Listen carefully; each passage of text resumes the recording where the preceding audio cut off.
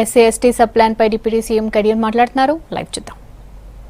మా చేతనే ఈ యొక్క ప్రణాళికను రచించే కార్యక్రమానికి శ్రీకారం చుట్టడం జరిగింది. తప్పకుండా ఈ పథకాలన్నీ ఒకసారి సమీక్ష చేసుకొని ఏ రకంగా ముందుకు పోవాలని మేము ఆలోచన చేయడం జరుగుతుంది. గౌరవ ముఖ్యమంత్రి గారు ఇంకొక మాటలో చెప్పారు, దళిత జాతుల అభ్యున్నతి అంతా కూడా విద్యపైనే ఆధారపడి ఉంటుంది. కాబట్టి విద్యకే మనం పెద్దపీట వేయాలి, దానిపైన కూడా మీరు ఆలోచన చేయమన్నారు.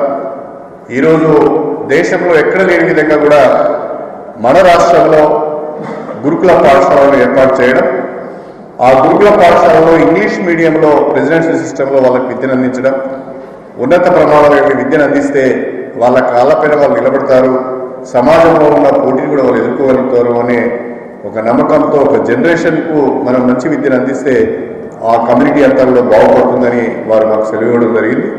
అదేవిధంగా ఎకనామిక్ సపోర్ట్ స్కీమ్స్లో కూడా ఏదో ఒక చిన్న ఉద్యోగం, ఒక చిన్న ఆర్థిక సాయం తీసుకోవడం కాకుండా వాళ్ళే ఒక బిజినెస్, వాళ్ళే ఒక ఇండస్ట్రీని ఏర్పాటు చేసి 10 మందికి ఉద్యోగాలు కల్పించే విధంగా వాళ్ళని తీర్చిదిద్దాలనేది కూడా గౌరవ ముఖ్యమంత్రి గారి ఆలోచన.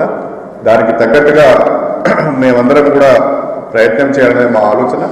అన్నిటికీ మించి రాజకీయాలకు అతీతంగా తెలంగాణ రాష్ట్రంలో ఉన్న దళిత జాతులకు, గిరిజన జాతులకు చెందిన ప్రజాప్రతినిధులందరూ కూడా కూర్చొని ఈ పథక రచన చేయమని వారు సెలవు ఇవ్వడం చాలా గొప్ప విషయం. అన్ని రాజకీయ పార్టీలు కూడా కలిసి వస్తున్నాయి, దానికి చాలా సంతోషంగా ఉంది. మళ్ళీ 4వ తారీఖు 10వ తారీఖు కూడా కూర్చొని వివరంగా ఈ విషయాలను ఆలోచించి వాటిని అధ్యయనం చేసి ప్రభుత్వానికి మా రికమెండేషన్స్ ఇవ్వడం జరుగుతుంది.